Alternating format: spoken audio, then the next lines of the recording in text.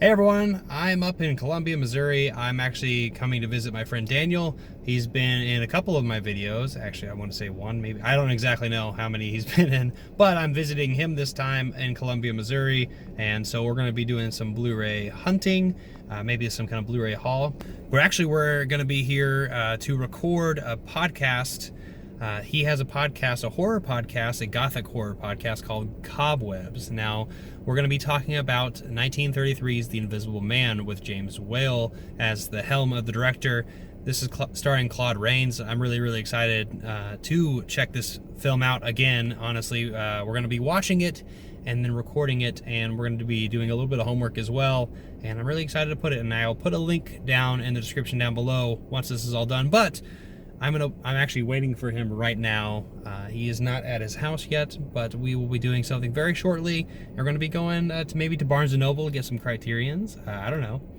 Just look around, and some record stores and some coffee shops and a bar. It's a lot of really fun stuff that I'm really excited about. So anyway, thank you for checking out this video, and I'll see you soon. Well, here we are. Look, it's Daniel. Hey guys. Hey, so I already told... Hey, we're actually in Canada. We're in Colombia, Ontario area. If any Canadians actually watch this, I apologize. I'm a good Canadian boy. I wish I was. I do. But we're actually, I already said that we're going to be recording your Cobwebs podcast earlier. Yes, we are. And so we're excited about that. I know I am. And so, but since I haven't been here, I was thinking of checking out some places. One of the places that we definitely don't have in Springfield. No, we do. It's a local establishment. It's a local establishment. I'm proud of it. I think it's imported from England. It's called Burns and Nables. Burns and Nables. I think it's a Canadian thing. I don't know.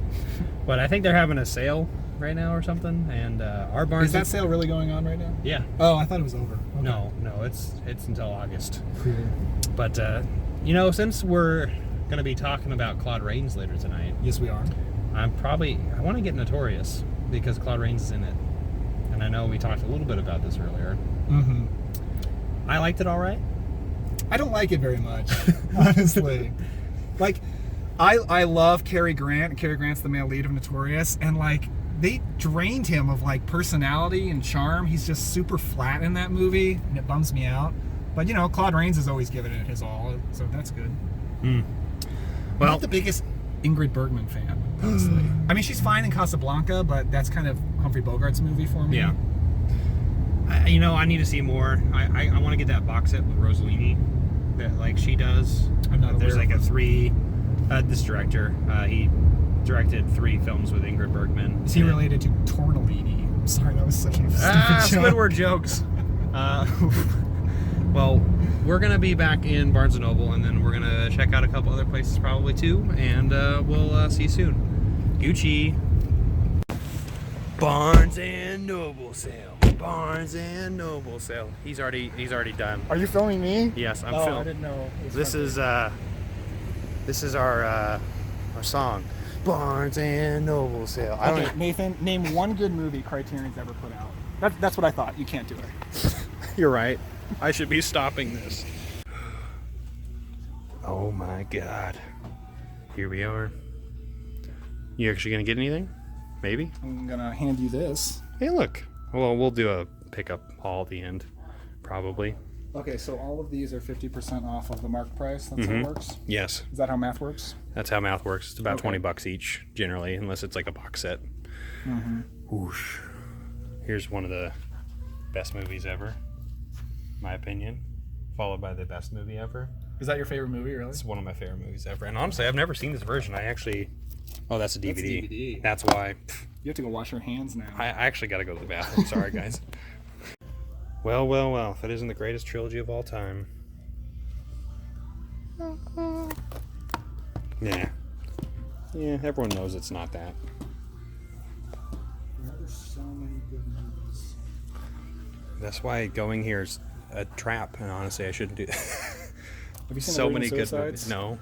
It's so good. I want to see it, but I actually, for a second, I laughed because I thought you were holding up the that one movie by a certain character who has a show called Girls, and Lena Dunham? Yeah, she's got her first movie in this. It's in Criterion Collection, yeah. Yep, here it is probably. around here somewhere. I've not seen it. But it's Oh, there it is. Solo. Oh, that's Let's see. Okay, we got Wanda, War and Peace, Titanic, one of the best Criterions ever, right there. You too, Mama Tambien. Criterion, if they could get it, though, you know it would. Maybe. They would totally. They might. Maybe. All right, we just got out of Barnes & Noble. I had to put a million things back. You got something, but we'll do that later. Okay. Not yet. Almost. Calm down. I'm not showing you right now. Hey, everybody out there, calm down. We're going to get there. That's it. Oh, well, I'm stranded here in Colombia, Missouri. I need help. But yeah, I got a couple things. But actually, you brought up something really important that I thought was interesting, because we actually have 2 friends who watch this. Who knows if we're going to watch this one, as we tell them. This will be a test, actually, if they actually watch our content. Well, Chris will. He's addicted to YouTube. But Chris, Chris Hurtado, Hertastic Reviews. Very handsome man. Very handsome man. But anyway, we brought up the fact that we were in arguments with Seth and Chris about Midsommar. Debates. Friendly debates. Yeah, both of us enjoy it a lot. A lot. They enjoyed it, but not nearly as much. Mm-hmm. And I think Chris probably likes it the least. Probably. I don't know. I didn't really get a sense. He didn't really put his opinion on it. It was mostly between the 3 of us, Seth, you, and I. Yeah, and I don't want to paint Seth in a bad light. No, like, yeah. He didn't hate the movie, and I don't think he had a stupid reading of it or anything. He just made a few points that I disagree with. What we were really talking about is... We're not talking about that per se. Yeah, but sorry, go ahead. You brought up the fact that some people just immediately have a reaction to a film. Well, what I was saying is I'm fascinated by how many people, how easily they can watch movies and say, well, I didn't care about the characters. Because I think for me, it takes a lot for me to really just not care about what happens to characters in movies. Because, I don't necessarily have to like characters. I don't have to relate to them to be, interested in their story. I think this is one reason I like slasher movies more than a lot of people. Yeah. People say, well, slasher characters, they're just dumb teenagers. They're annoying. But I'm like, well, they're teenagers. And we're all dumb when we're teenagers. And I care if these teenagers get killed. I do. It matters to me. I'm just interested in people in movies. And I think a lot of people they have to really relate to a character, and I don't have to. Yeah, I think that's especially slasher films, that's the age old adage of don't go in there. You wouldn't do that kind of thing. But you can insert yourself into a film, yeah, sometimes. But guess what? This film is not you. Yeah, you're watching a story, and also you're not going to push the story forward unless stupid things like this happen. Yeah, and so. And honestly, I always say about horror movies is people watch horror movies and they say, oh, well, that was a stupid decision they made. And I'm like, well, 1, that character doesn't know they're in a horror movie. They don't know that. They're just making decisions. And 2, you have no idea what it's like to be in this kind of situation. We don't know how we would react to that. That's kind of a side tangent. Cue Behind Blue Eyes by The Who. Well, Brewster's in the shot now. So we are finally done. Brewster's going for the stick. I've never used a selfie stick in my life. Thank you, Steph, for letting me borrow this. So anyway, I can go first because you only got one thing. But that makes sense. Yeah, okay. Might as well save you for last. So anyway, we went to Barnes & Noble. We also went to Slackers, which we didn't get anything, but it was fun. Prices were not great. No, there was a couple things I wanted. Yeah. But when's the first time you ever went there? Oh, I don't know. I went to school around here, so it's been a few years. Yeah, same.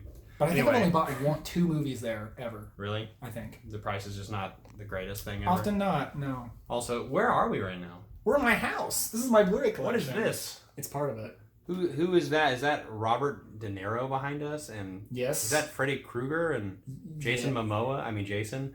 And is that Harrison Jones right over there? So. And Ed Munster?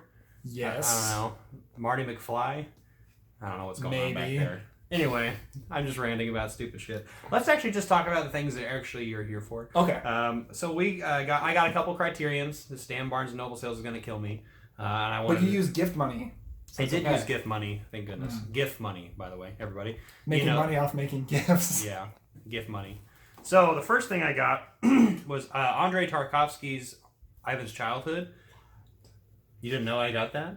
Or are you just he's bullshitting me? I'm being like the guy sitting next to David Letterman who just like reacts to things. Oh, yeah. That's pretty much every talk show host. They have somebody who's like, I just picked Letterman out of a hat. I could have said Conan or whatever. I honestly, yeah. My favorite is that one guy next to Conan.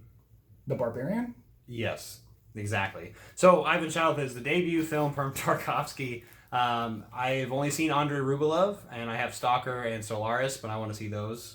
I've been interested in Stalker because Annihilation is similar to it. I've heard. Yeah, it's a lot of amazing shots. So I'm really looking forward to Ivan's Childhood. Second, I actually got a horror movie that Chris and I have actually talked about on the channel before because this is The Phantom Carriage, and this is directed by Victor Strongstrom, who is actually the main actor in Wild Strawberries. Oh, yeah. I heard he was a director. That's interesting. Okay. Yeah, and he's also was in several other. There's a couple other movies he's done with Bergman, but Bergman had a lot of influence from him, and so this is a horror movie from the 20s, 1921. Well, that dream sequence in Wild Strawberries kind of feels like a horror movie. Yes, it was an homage to this. Okay, cool. So, and then the third thing I picked up was Picnic at Hanging Rock. This is Peter Weir in 1975. Actually, I got the multi-format, so it came with like the book, which there was actually two versions, and I wasn't aware if they had this version anymore, and I found this one, and I'm like, it's the same price as the normal one, so I was like, I'm gonna get the book because I want to read too. Good choice. We can read here. I've not seen Picnic at Hanging Rock, but I've seen Picnic with William Holden. Have you seen that? I have not. It's very melodramatic. Does it have food in it? Yes, because they literally have a picnic. Oh, okay. Am I going to hold this? Sure. Okay. And the last thing I want to bring it up, because we're actually here at your house to film or record a Cobwebs episode. If you haven't heard about Cobwebs, we talked about it a little bit earlier, but Daniel has a podcast, and we're here to talk about The Invisible Man from 1933. That's right. Yeah, I'm excited about it. But since we thought about it, we talked a little bit about Notorious. And I know we already kind of gave you our thoughts on it a little bit, but just thinking about Hitchcock and just, Ow, my cat is literally attacking me. The cat's right attacking him. But yeah, Claude Rains, we're going to be talking about him later on, so. That's right, we will. So anyway, now it's time for me to take this from you and show you what you got. Very simple. I just got the 2015 version. I love this movie. It was always expensive, and it's not a particularly fancy Blu-ray. It's pretty standard, so I couldn't justify $20 for it, but it was $8.99. So the price was right. I will rewatch it before the new one comes out, which I'm very excited for. I'll be in China when that happens. I won't be here when I see the second one. Well, that's your problem. But anyway, I had a really good time.